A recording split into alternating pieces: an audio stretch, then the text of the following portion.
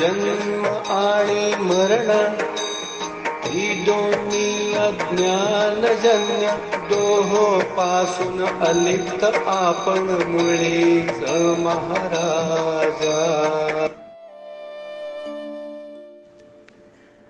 இந்த ஓவியின் பொருளாவது, பிறப்பு இறப்பு இவை இரண்டுமே அஞ்ஞானத்திலிருந்து தோன்றியவை.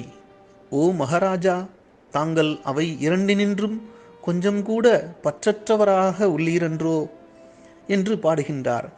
இதனுடைய பொருள் ஏறத்தாழ சென்ற ஓவியினுடைய பொருளையே குறிப்பிடுகின்றது. பாபாவினுடைய பெற்றோர், குலம், கோத்திரம் இவற்றை பற்றி அறிய யார் முயன்றாலும் பாபா அவற்றை ஊக்குவிக்கவில்லை. எனவே பாபா பிறப்பு அல்லது இறப்பில் எந்த விதமான பற்றுதலும் இல்லாமல் இருந்தார் என்பதை தாஸ்கனு மகாராஜ் சென்ற ஓவியில் சொன்னது போல் சோதித்தே அறிந்திருந்தார்.